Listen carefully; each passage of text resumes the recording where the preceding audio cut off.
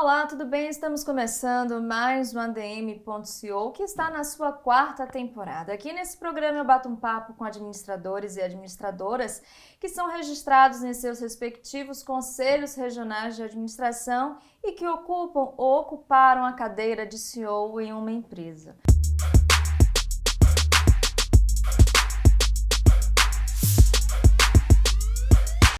Hoje a gente tem o prazer de receber o administrador Marcelo Magalhães, que até o final de 2023 foi CEO na PetroRecôncavo, uma das principais operadoras de petróleo do Brasil.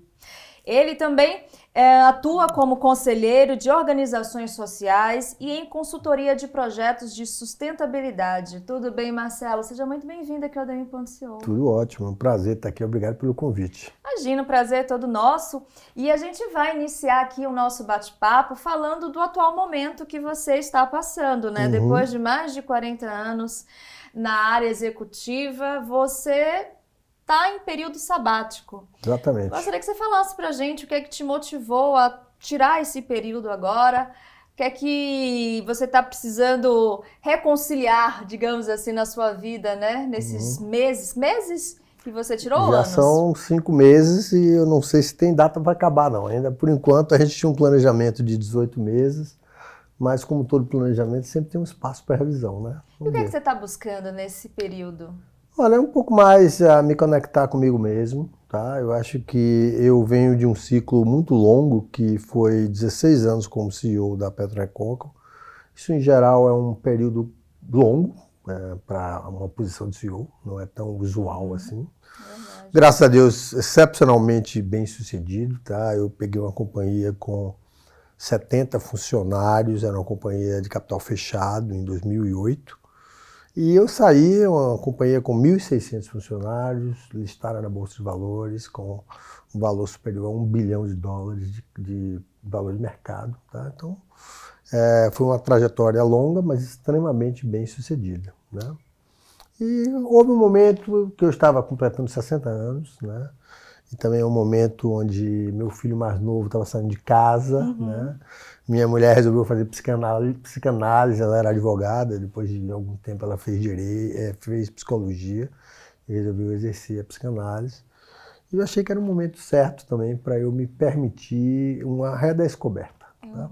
Então acho que é isso que eu estou procurando nesse momento, é entender melhor o que é que eu quero fazer na minha vida aí, nas décadas que eu ainda espero estar produtivo e feliz. Quanto tempo demorou assim para você se programar? Porque eu imagino que seja um planejamento psicológico, um planejamento financeiro. Eu te pergunto isso porque aqui várias pessoas que também passaram ou estão passando por período sabático disseram que os primeiros meses são terríveis porque ainda estão muito apegadas àquela rotina de trabalho, ficam assim meio sem saber, e agora? O que é que eu faço? Como é que você se planejou psicologicamente, primeiramente falando? Primeiro eu te diria que os primeiros 5 meses e 3 semanas têm sido fenomenais, tá? Eu estou extremamente feliz com a minha decisão.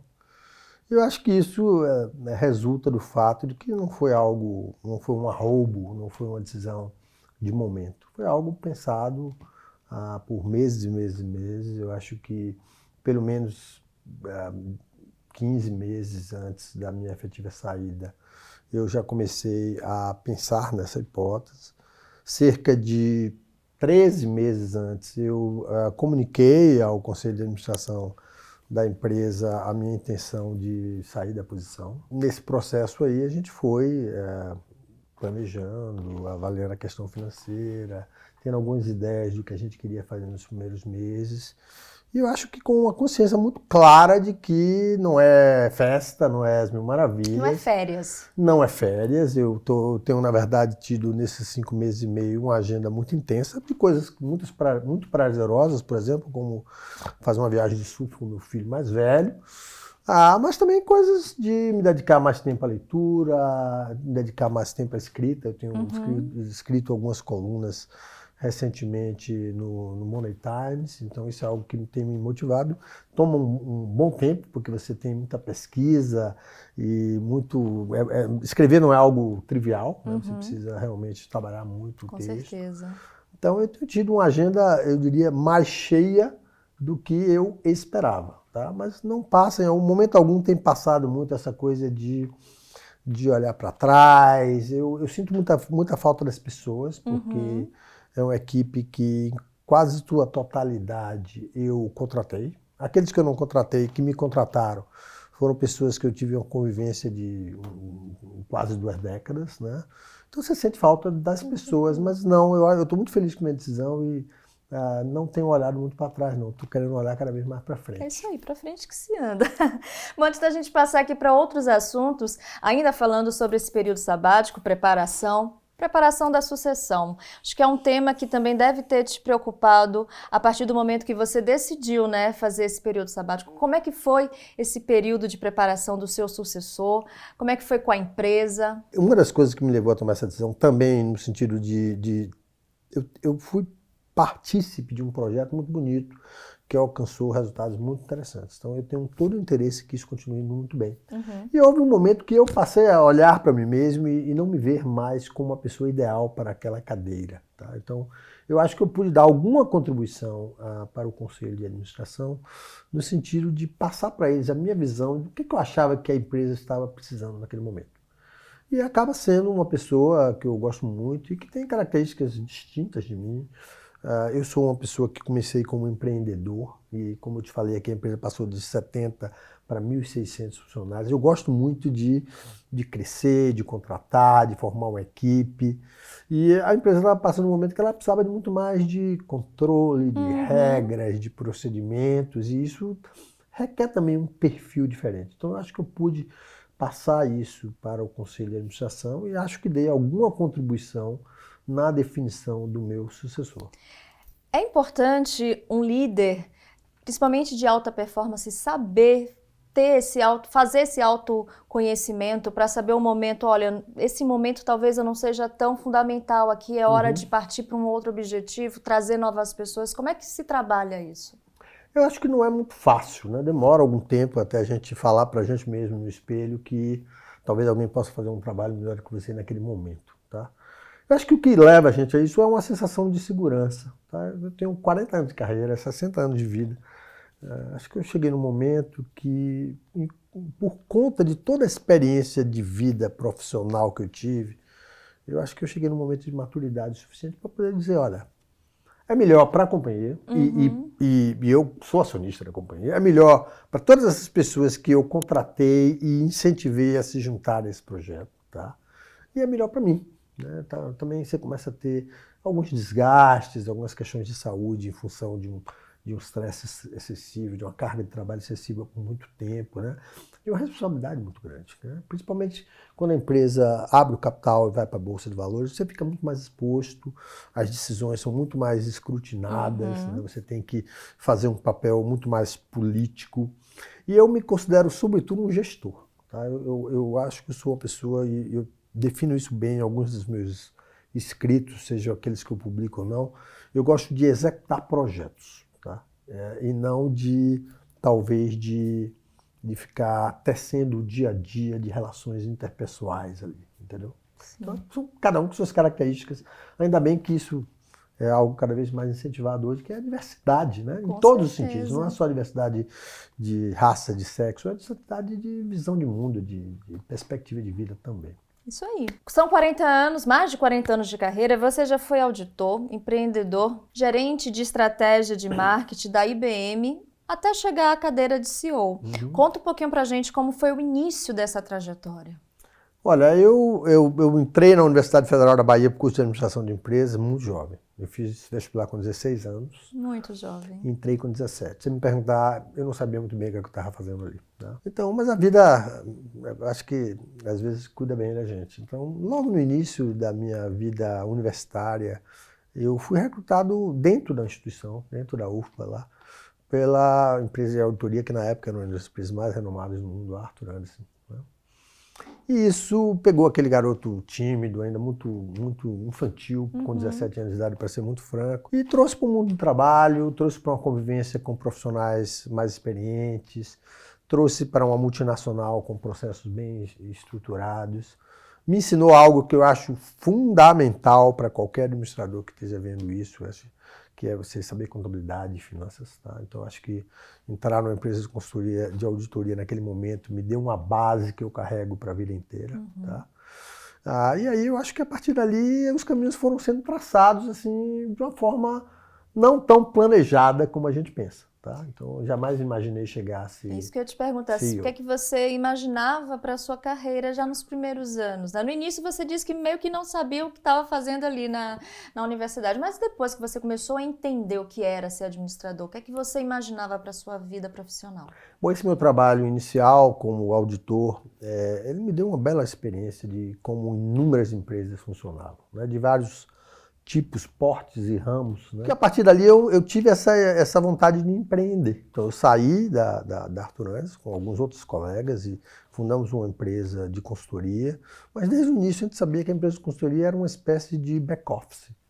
Ela dava ali um conhecimento de contabilidade, de finanças, de tecnologia, de gestão de RH, e que a gente queria aplicar isso em abrir outros negócios, varejo ou coisas diversas. Tá? Então, durante um bom período da minha vida, ali no meados dos 20 anos até o meados dos 30 anos, eu resolvi ser empreendedor nesse país, o que é um desafio brutal. Era e continua sendo. Eu estou até para escrever um texto de como o empreendedor aqui, eu diria, não é muito valorizado. Você só valoriza o empreendedor depois que ele teve muito sucesso.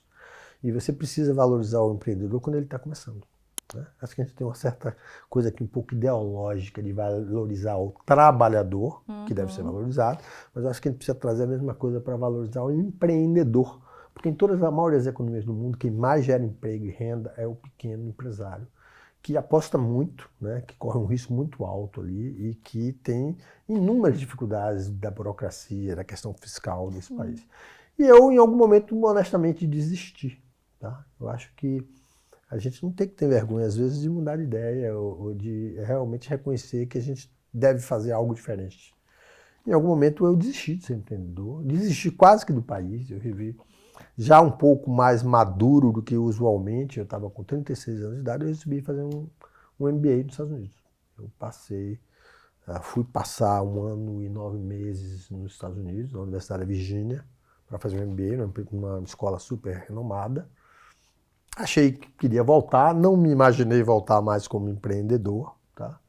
Mas acabei também, de novo, recebendo uma oferta dentro da escola para me juntar a uma área de consultoria lá da IBM, que é uma das maiores empresas do mundo, e passei 6 anos e alguma coisa desenvolvendo projetos de toda a natureza lá, baseado em Boston.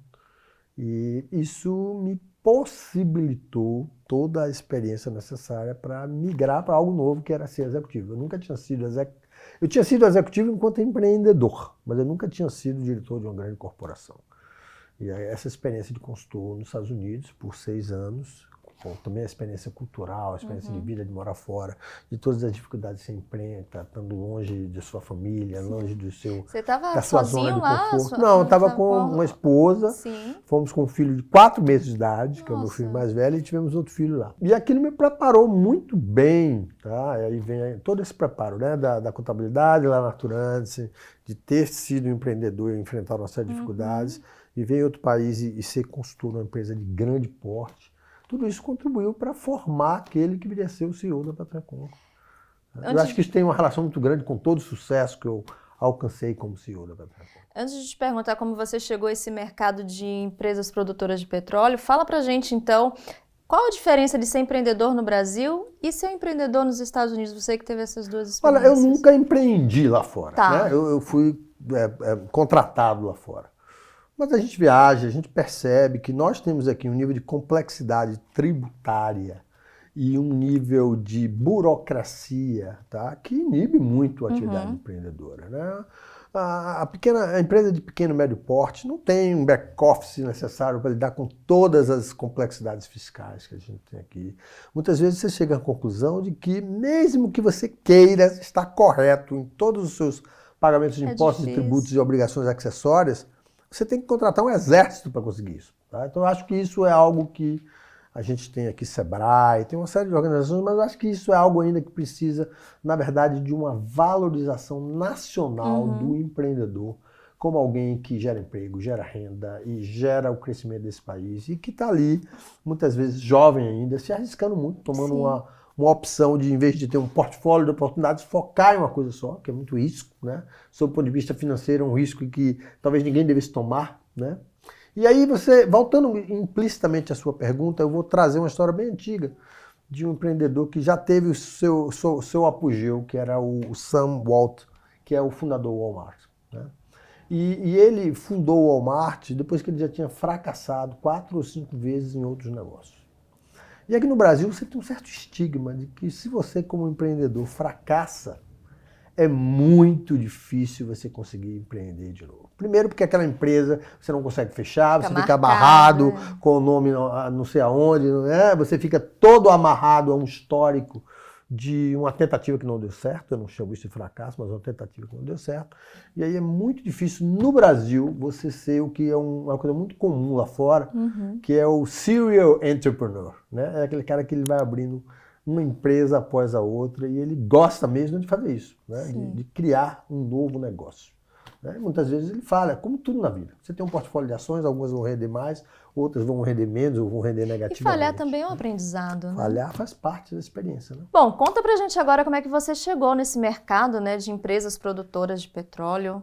Como é que você se tornou CEO? Já foi de primeira, assim, CEO da PetroRecôncavo? Como foi sua entrada lá Foi na de empresa? primeira CEO da PetroRecôncavo e para isso contam inúmeros fatores, inclusive um que nós temos em comum, que é a nossa baianidade, né? Verdade. A PetroRecôncavo é uma empresa sediada na Bahia. Né? Em algum momento de seu processo de crescimento, os grupos que compunham o capital da companhia naquela ocasião, que era um grupo americano e 2 grupos baianos.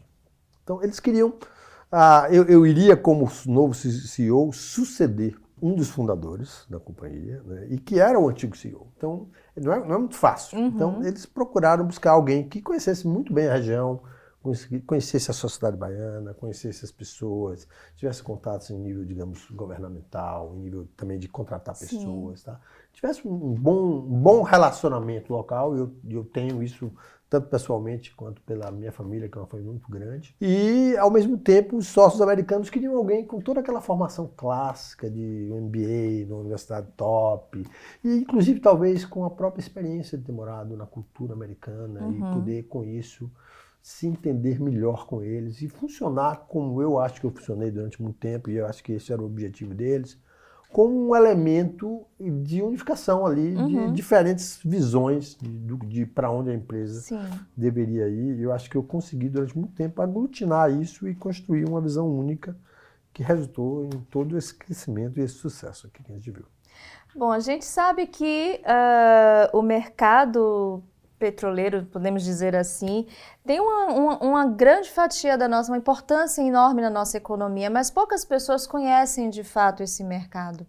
Aí eu gostaria de pedir para você explicar o que é que você acha de fundamental que a gente conheça sobre esse mercado produtor de petróleo, né, que a gente tem aqui no nosso país. Em primeiro lugar, a gente tem aqui no nosso país uma certa anomalia, né? Você tem aí há mais de 70 anos um mercado, uma indústria, que normalmente é uma das indústrias mais importantes de qualquer lugar do mundo, dominado por uma empresa estatal, que tinha toda o monopólio, né, de produção de petróleo e gás no nosso país até ali um pouco depois de 1998. Né? Isso causa uma série de distorções, né? A forma como você entra na Petrobras era por concurso, a Petrobras é uma empresa que, como toda empresa de economia mista, ou empresa estatal, digamos assim, tinha suas peculiaridades. Né? E eu acho que isso fez com que a gente desenvolvesse alguns setores da indústria petrolífera no Brasil e não desenvolvesse outros. Por exemplo, eu gosto muito de citar, porque eu sou baiano, e gosto muito do Rio Grande do Norte, que são os 2 estados do Nordeste, que ali entre a década de 60 e a década de 80, praticamente todo o petróleo produzido nesse país era produzido no Nordeste. Bahia, Sergipe, Rio Grande do Norte, um pouco de Alagoas, um pouco do Espírito Santo, tá? Basicamente no Nordeste.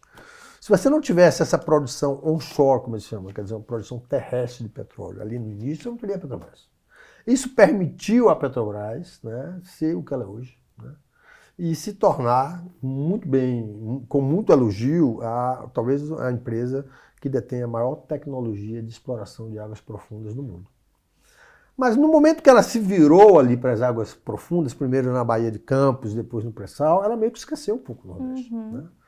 Então nós ficamos com muito pouca utilização desses campos maduros, até que a gente teve um processo de venda de campos, que resultou ali daquela questão que a Petrobras enfrentou, do governo Dilma, de um excessivo endividamento, daquelas questões todas de corrupção. Sim. A Petrobras estava muito endividada, ela precisou vender ativos e uma nova gestão, ainda no governo Dilma, começou com a Graça Foster, começou a vender ativos. Com isso, operadoras independentes, como a gente chama, como a Petrecom e outras, entraram no mercado. E você passou a ter aí sim um mercado um pouco mais representativo, com várias empresas, cada um com sua estratégia, cada um com seu skill, né, cada um com um nicho do mercado. Sim. Eu acho que de lá para cá, isso tem aí cerca de talvez 7 a 8 anos, o mercado de petróleo brasileiro, no meu ponto de vista, conseguiu se desenvolver para além do pré-sal.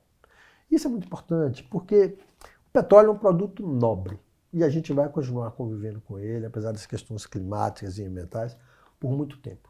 E eu acho que a gente pode usar o petróleo de uma maneira saudável. Tá? Eu acho, pessoalmente, por exemplo, que não faz muito sentido hoje em dia ainda, se a gente puder evitar, você queimar petróleo via gasolina ou diesel num motor a combustão. Né? Não é tão eficiente. Hoje os carros elétricos estão se tornando mais eficientes, mais econômicos. Né? Mas a gente está aqui cercado de petróleo. Né? Toda essa luminária, essas câmeras fotográficas, a nossa própria roupa, esse painel de LCD aqui, ele tem petróleo, tem petroquímica nisso. Né? E esse é um uso mais nobre do petróleo, que eu acho que a gente vai cada vez mais ver o petróleo ter esses usos mais nobres que possam também ser sustentáveis. Eu não acho que o petróleo é necessariamente um elemento inimigo da sustentabilidade. É isso que eu ia te perguntar, a questão da sustentabilidade, né? No seu ver, quais são as tendências para o petróleo no futuro? A gente está vendo mudanças de comportamento, você já citou aí a questão do carro elétrico, né? A gente está vendo que as pessoas não estão mais adquirindo muitos veículos, estão compartilhando. Como é que você vê o uso do petróleo daqui para frente? Olha, primeiro eu acho que a gente tem que ter muito cuidado com a transição, tá? Porque uma transição assodada, acelerada, como eu acho até que muitos países europeus tentaram fazer alguns anos atrás, ela resulta em uma série de problemas que estão afetando seriamente a nossa vida, tá? Primeiro, você não tem ainda, no meu ponto de vista, uma alternativa ao hidrocarboneto, não é só o petróleo, gás, você não tem uma alternativa ainda que seja escalável e que possa ser adotada universalmente, sem também outros danos ainda talvez até desconhecidos. Então, não existe isso. Sob o ponto de vista tecnológico, você não poderia hoje prescindir do petróleo na economia mundial. Tá? Então, esse é o primeiro aspecto. Se você tentar fazer uma transição muito rápida, você vai se deparar, como a gente se deparou, com processos inflacionários globais, né?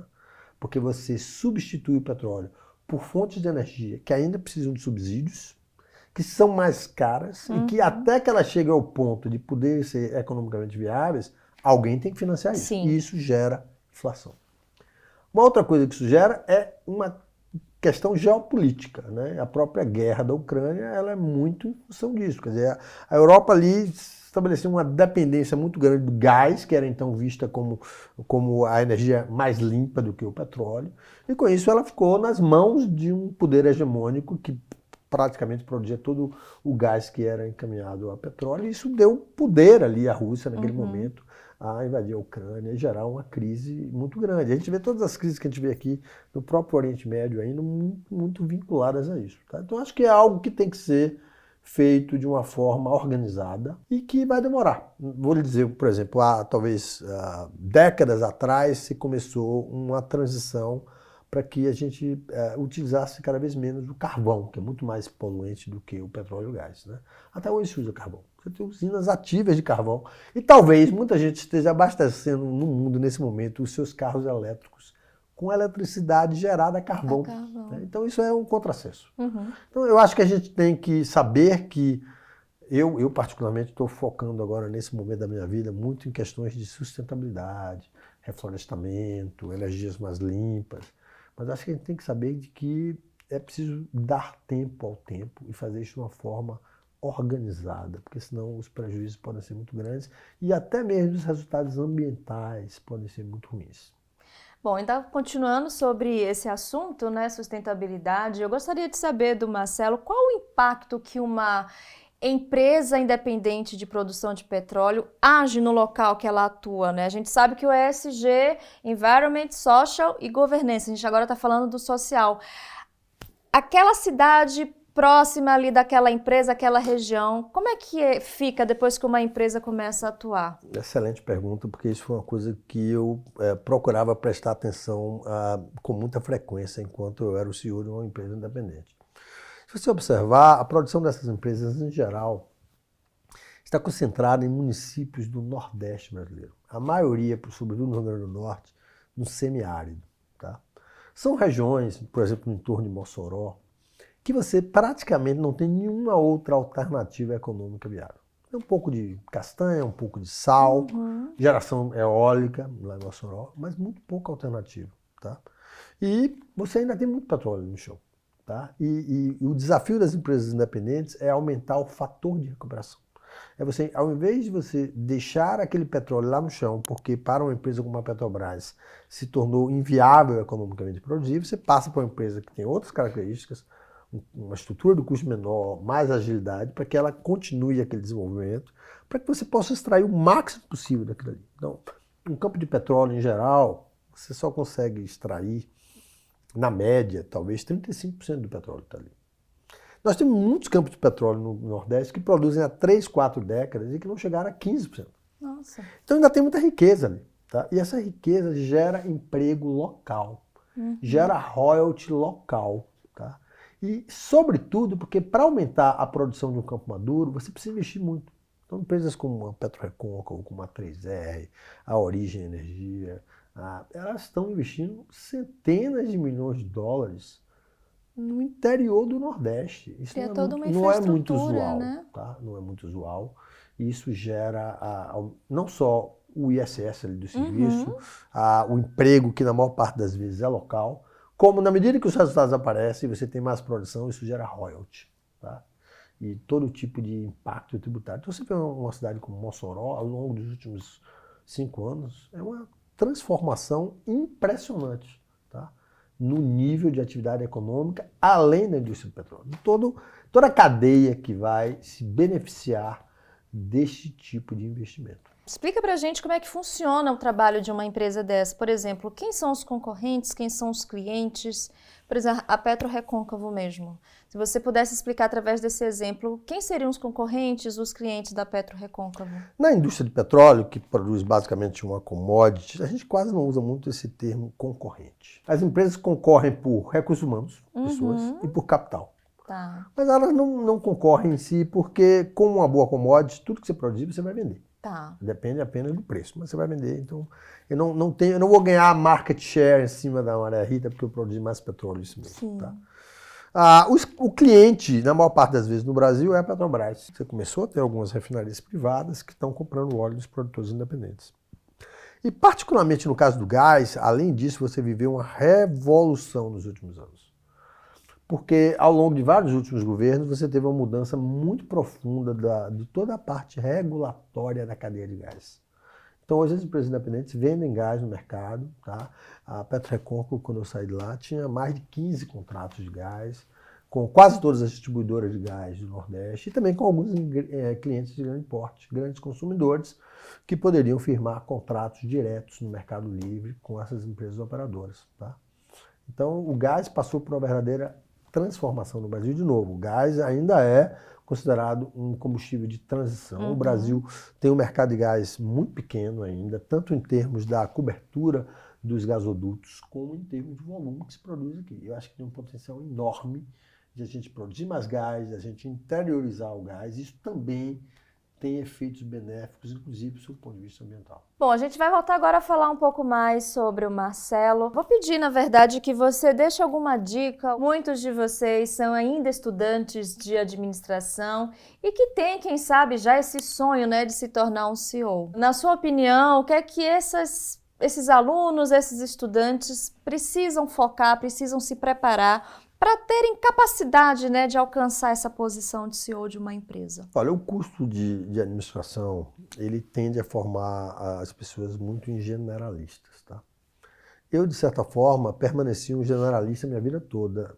Eu nunca me aprofundei em um aspecto específico como finanças ou contabilidade ou gestão de RH. Na verdade, procurei me expor a vários setores diferentes e construir características diferentes. Mas eu acho que o estudante de administração ele tem que ter isso em mente. Tá? Ele tem que não se acomodar a ser só um generalista, porque isso pode, ao longo do tempo, se transformar apenas em uma coisa muito superficial. Então, a gente sabe que hoje, na maior parte dos casos, uma pessoa que quer ter uma carreira muito bem sucedida, ou você vai virar um empreendedor, né? Isso pode sair da faculdade ou ali mesmo, numa empresa júnior, criar uma ideia, desenvolver a ideia e virar um empreendedor. Ser CEO da sua própria empresa, né? Por que não? Ou você tem que se manter permanentemente estudando também, né? A gente sabe hoje que a gente não para mais na primeira graduação, a gente tem que fazer nosso mestrado, nosso doutorado, nosso curso de especialização. Acho que isso é muito importante para isso, para que você se aprofunde em tecnologia, você se aprofunde em finanças, você se aprofunde, como eu citei aqui, em contabilidade, né? Finanças é uma coisa fundamental para tomar a decisão, análise de risco, desconto de fluxo de caixa, sabe? Modelagem financeira, são coisas hoje essenciais, seja para um executivo, seja para um empreendedor. Então, acho que hoje você tem uma variedade muito maior do que eu tive na minha época, de possibilidades de se expor a novos conteúdos, a novos programas e continuar estudando de uma forma muito produtiva, tá? E estar sempre atento à progressão, né? A gente não ficar parado profissionalmente. Acho que é muito importante a gente se desafiar a novas etapas, a novos aprendizados e tomar decisões que muitas vezes têm risco, são corajosas. Eu nunca vou me esquecer quando eu cheguei na Virgínia, nos Estados Unidos, na primeira noite no apartamento, eu e minha esposa, um bebê de 4 meses de idade, e a única coisa que a gente tinha era uma colcha para ele dormir no carpete ali, tá? Sim. Então ali você tinha que sair, comprar tudo, é desafiador, mesmo na época eu e minha esposa, a gente tinha 30 e poucos anos, né? E aí você se desafia a correr risco, Risco é importantíssimo. Agora a gente tem que mitigar o risco e avaliar o risco. Mas se a gente se recusa a correr risco, a gente não constrói muito. Para você, quais são as principais ferramentas para fazer essa mitigação, essa avaliação dos riscos? De novo, acho que você tem que ser muito bom em planilha, porque a planilha lhe dá um raciocínio lógico que une tanto o contábil como o financeiro ali. Então acho que você tem que... Eu me destaquei na minha carreira como consultor como um modelador. E modelar, que é construir um modelo econométrico, né? Isso envolve tanto você saber usar a ferramenta ali, no caso um software de planilha Excel ou outro, mas os conceitos de contabilidade, de finanças, mas também a observação do mundo lá fora. Né? Quando você vira um consultor, essas empresas de consultoria hoje, inúmeras, normalmente quando elas vão contratar um novo funcionário, ali um trainee, elas gostam muito de avaliar o seu raciocínio lógico. Né? Então, perguntas do tipo, quantas bolas de tênis cabem nessa sala? Né? Não é que você vai dar ali a resposta certa. Ele vai tentar observar qual é o caminho lógico que você percebeu para chegar ali. Então, acho que lógica, tá? Seja lógica matemática ou lógica como um todo, de uma maneira mais ampla, é muito importante. Eu acho que isso vem de ler muito.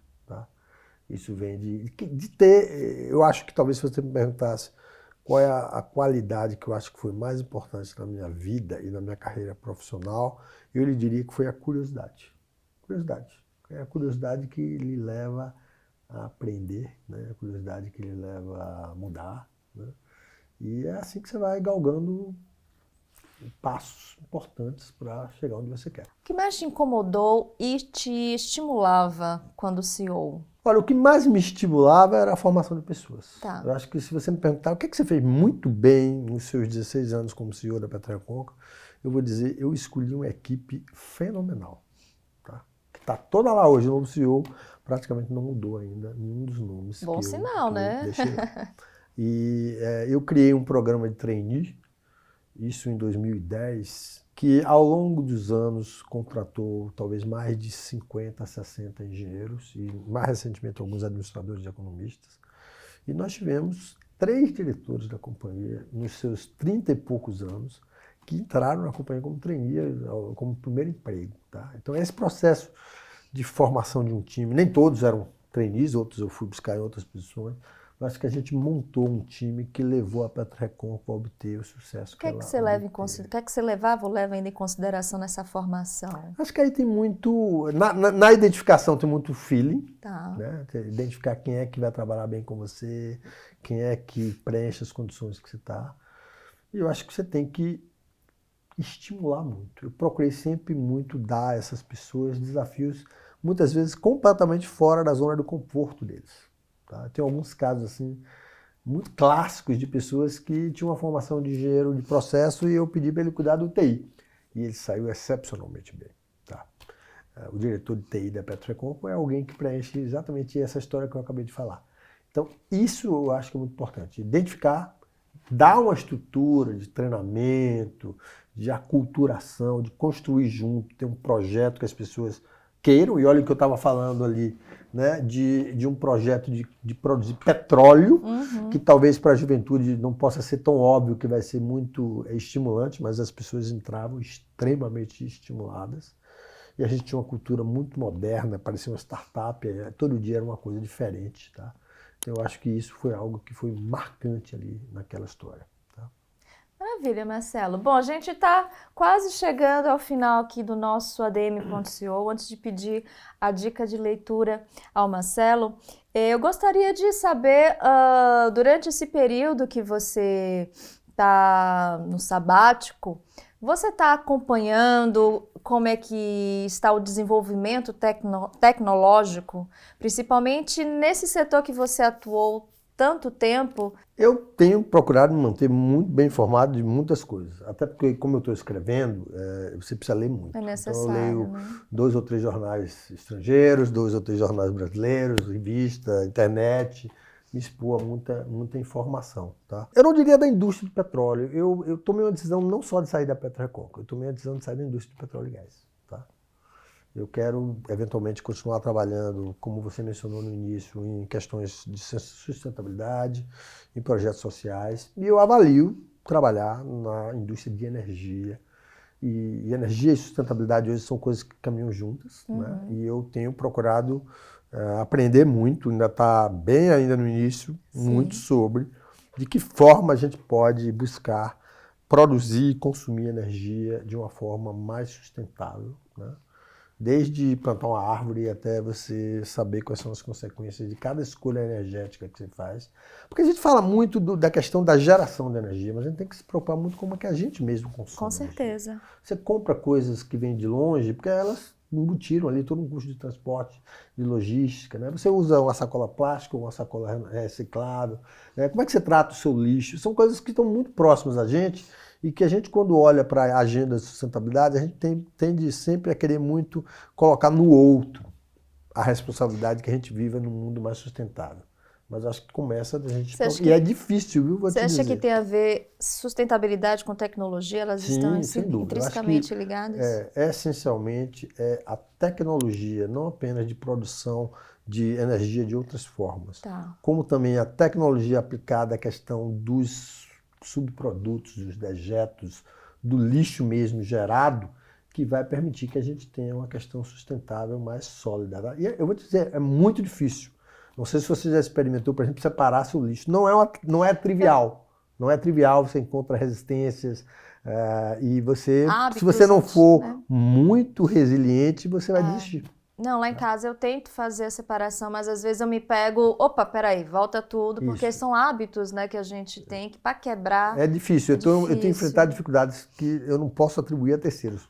Vou atribuir também a mim mesmo nesse processo de educação ambiental dentro de casa, da minha pessoa. Minha última pergunta você já respondeu, que é o plano futuro agora, pós-retorno do sabático, é atuar então nessa área energética? Se eu puder, é algo que eu estou procurando, né? A gente tem que construir isso, mas eu estou procurando entrar nessa área. Sim. Vamos agora para a nossa dica de leitura. O que é que você separou para a gente? Eu sei que você, como já nos falou, é autor de colunas também. Se quiser deixar dicas para a gente acompanhar esse lado também de colunista. Eu vou deixar... primeiro, eu tenho uma coluna no Money Times, né? Ele também está no meu LinkedIn. Eu produzo um texto lá mensal. Né? E acho que todo mundo está convidado. Meu LinkedIn é Marmaga. E a coluna também é a coluna do Marmaga, lá no Money Times, e acho que convido a todos a lerem. Mas eu vou deixar mais duas. Fica à vontade. Uma é algo que eu li recentemente, não sei se vocês todos lembram, mas nós estamos praticamente completando 30 anos do Plano Real. E na revista Piauí, do mês de junho, tem um documento xerocado, como se dizia naquela época, que é a primeira peça do Plano Real produzida por um economista chamado André Lara Rezende. Tá? Quem puder ler essa edição da revista Piauí e ler esse documento, eu acho imprescindível. É um documento histórico, é um documento ético, é uma coisa assim de orgulho do seu país, sabe? E de um trabalho de economista assim, extremamente bem elaborado, tá?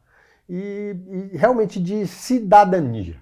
Ler aquele material preparado pelo André Lara Rezende, entregue ao governo Fernando Henrique na época, que deu origem ao Plano Real. Foi um divisor de águas, né, para o nosso país, o Plano Real. Acho que isso devia ser ensinado nas escolas, tá? De tão importante que é. Eu fiquei chocado de ler e me lembrar de como você disse, talvez tenha sido, no meu período de vida, a coisa mais importante que eu vi ocorrer no nosso país em termos de política pública. Sim. Tá? E todos os efeitos transformacionais que isso trouxe, tá? E como livro, eu tenho um livro que eu hoje tem muito tempo que eu não leio, mas ele é um livro meio diferente, porque é um livro chamado Cartas a um Jovem Poeta. Né? É um livro de um poeta chamado René Maria Rilke, né? Onde ele escreve cartas a uma pessoa que, ainda bem jovem, queria ser escritor e tinha todas as suas questões. Né? Eu, como quero ser um escritor, de vez em quando eu vou lá e releio. Mas é interessante porque esse livro acabou dando origem a uma série, Cartas a um Jovem Jornalista, Cartas a um Jovem Administrador. Ele acabou dando origem, muito tempo depois, a uma série dentro disso. Né? O que você precisa ter para ser um bom administrador, para ser um bom economista, para ser um bom músico, um jogador de futebol. Então, acho que é um livro que eu gosto muito de ler. Maravilha. Bom, com essas dicas a gente encerra aqui o nosso programa. Vocês acompanharam aí na nossa edição, nós colocamos, né, as imagens, os links, enfim, vai ficar muito fácil para vocês localizarem todas essas dicas. Eu quero muitíssimo te agradecer, Marcelo, mais uma vez. Seu contato, então, fica como LinkedIn, o LinkedIn que a gente está colocando aqui agora, eu vou né? estar com um website em breve, então eu vou te passar depois o endereço, que é www.marmag.org, mas tem o LinkedIn, que é Marmag, tá? Maravilha. E a coluna Money Times, que também tem um endereço de e-mail lá, se alguém quiser se corresponder, então à vontade. Eu gosto muito de fazer mentoria, então aos jovens estudantes de administração aí que queiram, obviamente que eu sou bastante criterioso, né, nas escolhas de quem a gente dedica um tempo a isso, mas é uma coisa que eu gosto muito. Tá bom, então, muito obrigada mais uma vez. Obrigado a vocês. E muito obrigada a você que ficou conosco em mais uma edição do ADM.co. Um prazer receber vocês aqui no nosso canal e também no Spotify. Eu sou Maria Rita Werneck e espero vocês no próximo ADM.co. Tchau, tchau.